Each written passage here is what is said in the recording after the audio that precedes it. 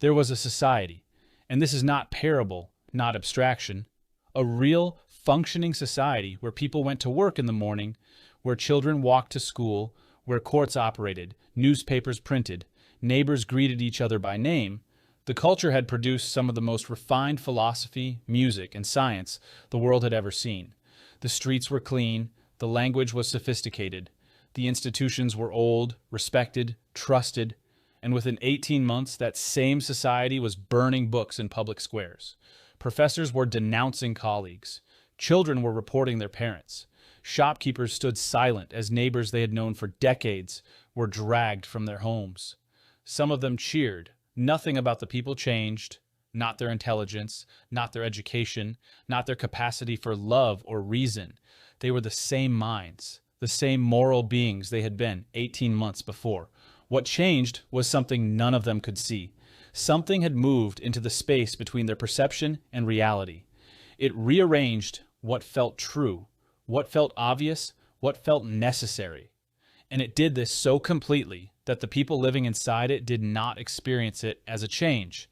They experienced it as clarity, as though the confusion had finally lifted and now, at last, they could see things as they really were.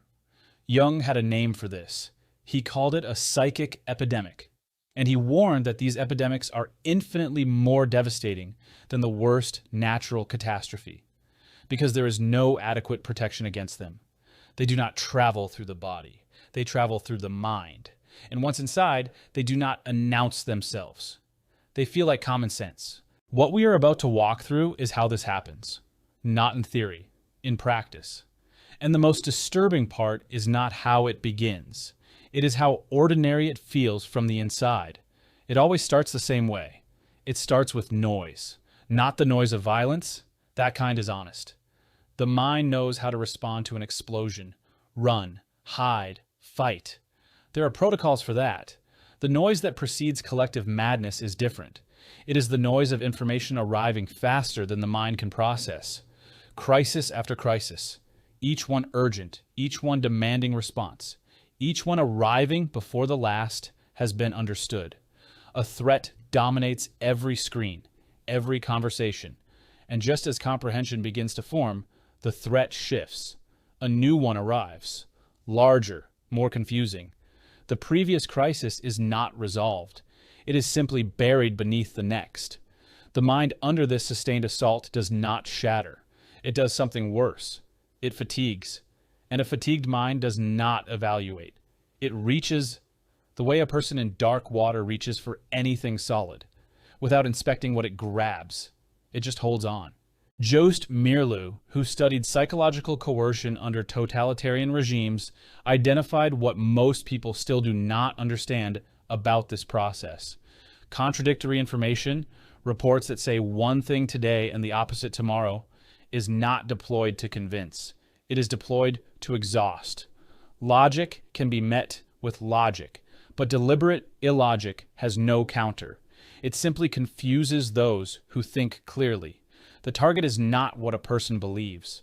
The target is their trust in their own ability to tell the difference between what is true and what is not. Once that trust collapses, they will accept whatever is offered next.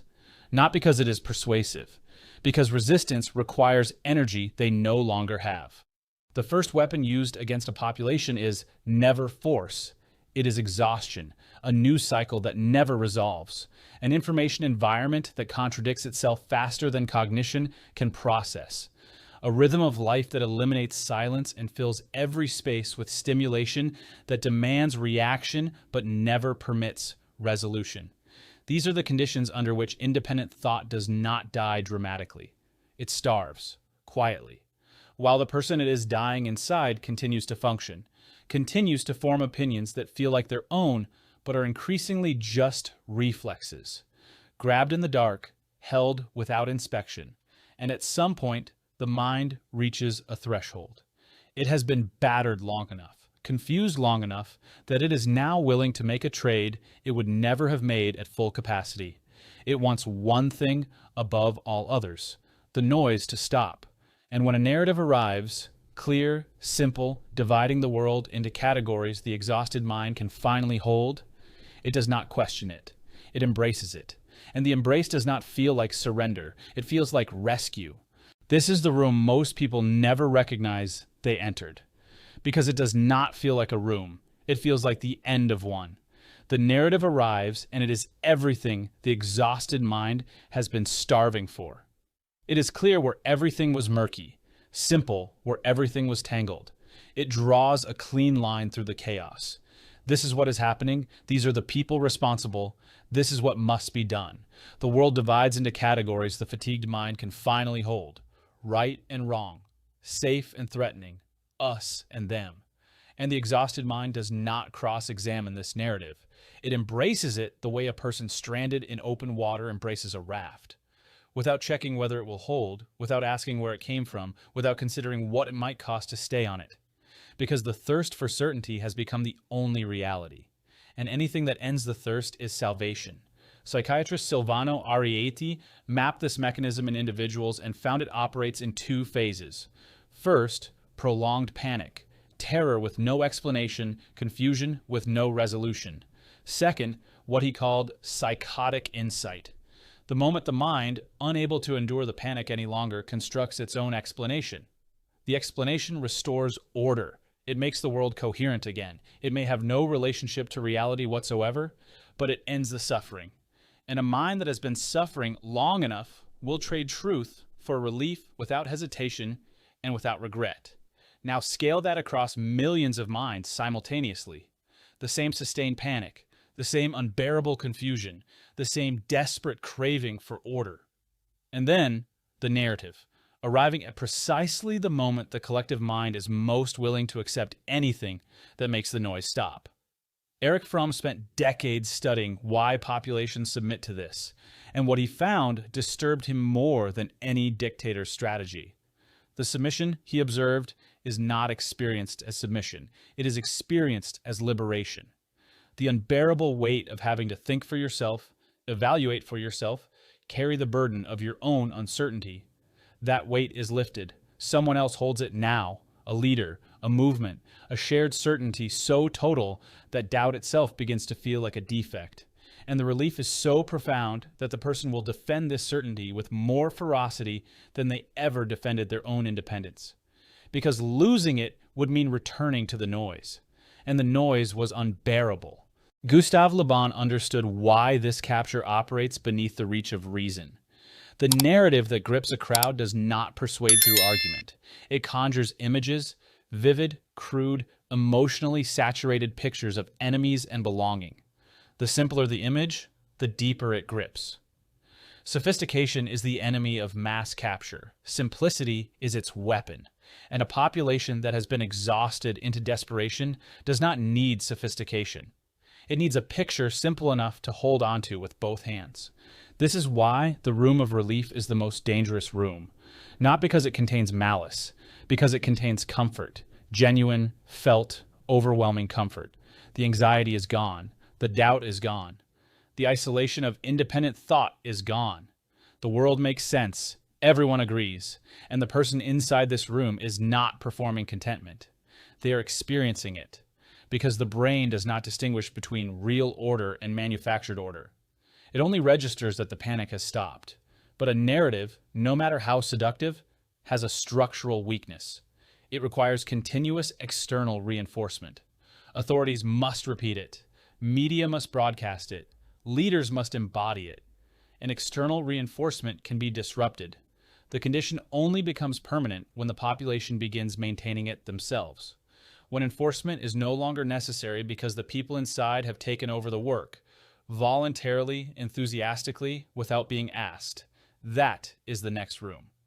And it is the room most people never realize they have entered. Because in this room, the walls are made of mirrors. In the first two rooms, the mind is acted upon. Noise batters it. A narrative captures it. But in the third room, something more sophisticated happens. The mind begins to police itself. No one issues this command. No authority sends the directive. It happens because the shared certainty has introduced a new condition into every social interaction. One so subtle most people never consciously register it, even as it reshapes everything they say, everything they express, everything they allow themselves to think out loud.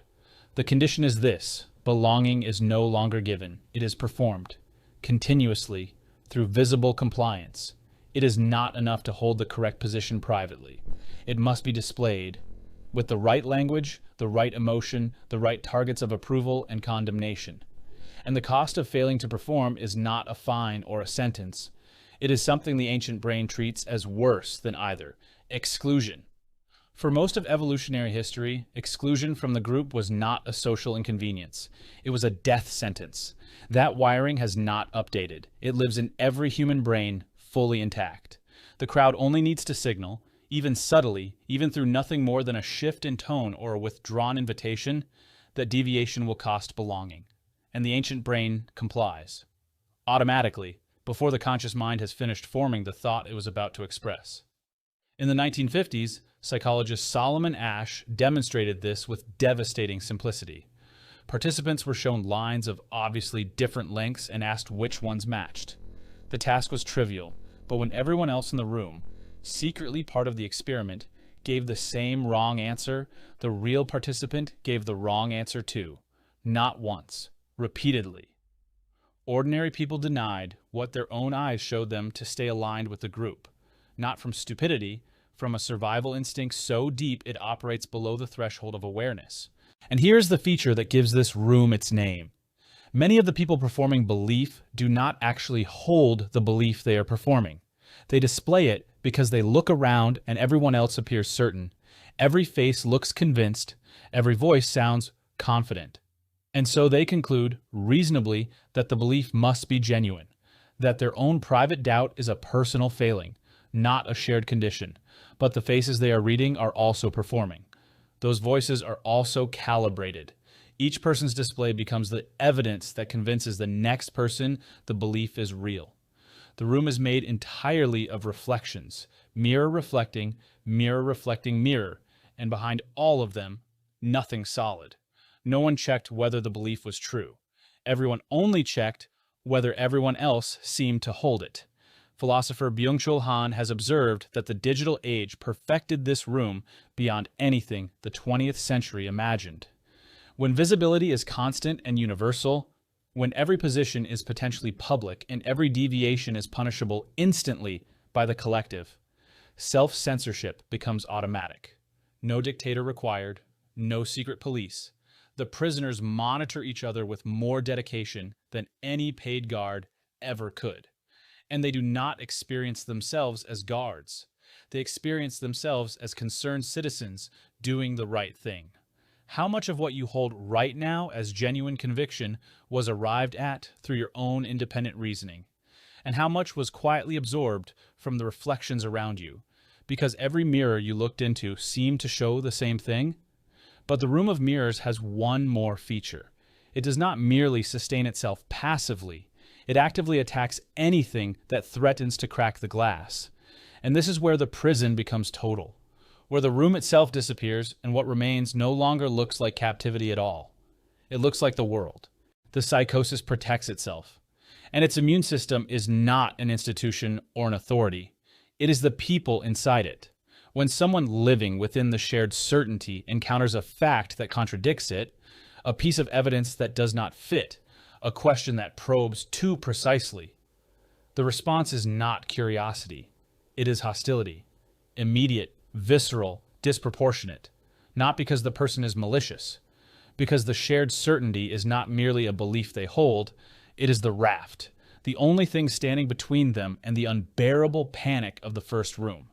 To question it does not feel like intellectual challenge. It feels like someone trying to push them back into drowning water. And so a brutal arithmetic establishes itself. The person who confirms the certainty, regardless of whether it is true, is rewarded with belonging. The person who questions it, regardless of whether their question is valid, is punished with exile. And every person who watches this exchange absorbs the same silent lesson. Do not question. Stay on the raft. Keep performing. This is how the system replicates without anyone choosing to spread it. It is self-enforcing, self-protecting, and it runs on the most renewable fuel available to any power structure, the fear of ordinary people. Hannah Arendt attended the trial of Adolf Eichmann, the man who organized the transportation of millions to their deaths, expecting to find a monster. What she found instead was mundane, bureaucratic, polite. Eichmann had not been driven by hatred. He had been driven by nothing. He followed procedure. He processed logistics. He never once engaged the part of his mind that would have made him stop. Arendt called this the banality of evil, not because evil is trivial, but because the people who execute it so often are. They are ordinary. They have simply stopped thinking. And a system that makes not thinking the path of least resistance will produce them reliably in any population, in any era. But the comfortable version of this story places all responsibility at the top. The dictators designed it, the propagandists executed it, the ordinary people were victims. This version is largely false. And its falseness is what makes the fourth room inescapable. The most dangerous enforcers of any totalitarian system are not the cynics at the top who know the narrative is false. Those people can be negotiated with. The truly dangerous ones are the sincere believers in the middle, people so completely captured that they enforce the delusion with genuine moral conviction. They report, they silence, they punish, not for personal gain, but because they believe with every fiber of their being that they are protecting something sacred. They cannot be reasoned with because they are not acting from calculation. They are acting from faith. And every genocide in recorded history was carried out primarily by people who believed they were on the right side. This is the room with no door. Not because the door is locked, because from inside there is no door. The culture does not present itself as a prison. It presents itself as reality itself, as the obvious, natural, only sane way to see the world. The person who questions is not seen as someone looking for an exit.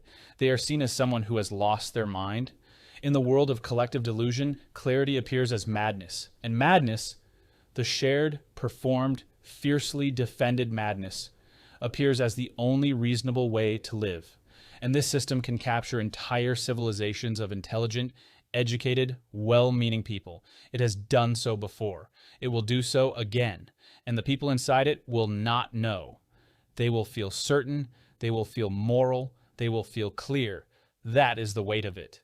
And seeing it, genuinely seeing it, feeling the architecture for what it is, comes with a cost that most people, when they sense it approaching, quietly decide not to pay.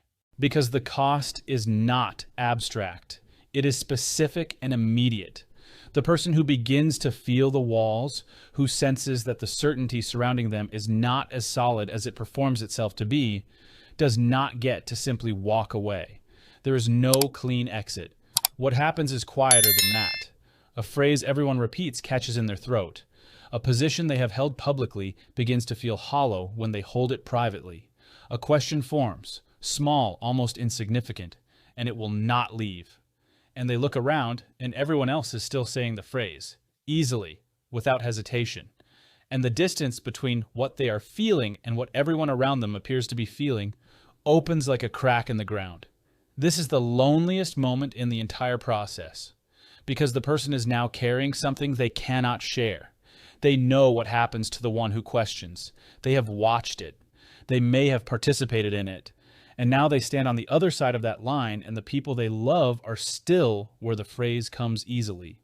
The ordinary person inside this kind of system is not primarily afraid of the authority above them. They are afraid of each other. Every conversation becomes a calculation. Is this person safe? Can I say what I actually think? Honesty becomes dangerous, and so people perform. They say the correct things, display the correct emotions, and behind the performance, they carry an interior world they can share with no one. The system's final victory is not control of behavior. It is the destruction of authentic human connection. People made permanently alone inside a crowd. And yet, Viktor Frankl survived 3 years in Nazi concentration camps. He watched who endured and who did not.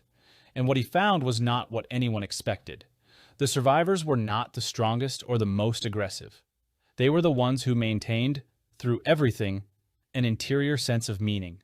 Something anchored so deep that no external force could reach it.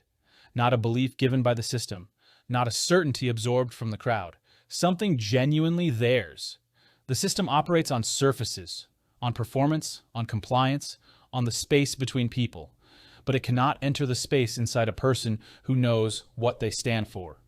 That interior ground is the one thing the architecture cannot colonize. Alexander Solzhenitsyn, who survived the Soviet labor camps, understood the fracture point with devastating precision. The system, he observed, cannot survive without one thing: the active participation of the population in performing its certainty. It does not need people to genuinely believe. It needs them to act as if they do, to repeat, to affirm, to display, because the entire structure depends on the performance being total. And therefore, the most radical act available is devastatingly simple: refuse to perform. You may not be able to dismantle anything, but you can refuse to repeat what you know is not true. And that refusal, quiet, private, seemingly small, is the one thing the system cannot absorb. Because the fiction of unanimity depends on totality. And the moment one person stops performing, the fiction cracks. And cracks spread, not by force, by permission. One person's refusal gives the next person permission to feel their own doubt. Václav Havel called what grows in those cracks parallel structures. Communities that exist physically within the captured society but operate morally outside it. Not revolution, something quieter and historically more durable. Enclaves where people simply practiced what the system was designed to prevent. Genuine thought, authentic connection, the sharing of private doubt without fear. This is the fifth room, and it is fundamentally different from the first four. Those rooms are rooms you are placed into, by noise, by exhaustion, by the seduction of relief, by the pressure of mirrors, by walls you did not build. The fifth room is one you build yourself, deliberately, at cost. It is the interior space where the noise cannot reach because you have learned to sit in silence without reaching for the nearest certainty, where the false narrative cannot override your judgment because you have anchored that judgment to something that does not require the agreement of others, where the mirrors reflect nothing because there is no performance to reflect, and where the doorlessness of the fourth room does not apply because this room was never part of the same building. It was built on different ground that belongs to you. The fifth room is not escape from the world. It is the only position from which the world can be seen clearly. And here's the truth that waits at the end of all of this. The crowd was never entirely the enemy. It was always, in part, a mirror, reflecting the piece of every person that wanted to belong more than they wanted to see clearly. The chains were not forged entirely from the outside. They were forged partly by every small moment in which comfort was chosen over honesty. Every phrase repeated despite feeling hollow. Every silence kept because speaking would have cost something. Those moments are the bricks, and we laid them ourselves. Jung called the work of facing this individuation the slow, uncomfortable process of confronting the parts of yourself that conformed, that performed, that chose the raft over the open water. Until that confrontation happens, the pull of the rooms never fully releases. It stays quiet, waiting, ready to reactivate the next time the noise gets loud enough and the certainty gets warm enough. And here's what most people do not expect. Genuine awakening does not produce contempt for those still inside. It produces compassion. Because you remember the noise. You remember how unbearable it was. You remember the relief and how intoxicating it felt. You remember how close you came to never leaving at all. Bitterness toward the captured is just another room, another prison wearing the mask of clarity. Sovereignty is not isolation. It is not rebellion. It is the quiet, stable capacity to think and feel from a place that no manufactured certainty can reach. One genuinely clear mind, rooted in its own ground, carries more weight than 10,000 certain ones moving in lockstep. Not because it is louder, because it is proof that the rooms are not total, that another way of seeing is possible, and that proof does not spread by force. It spreads by resonance, one clear note held steady in a room full of noise.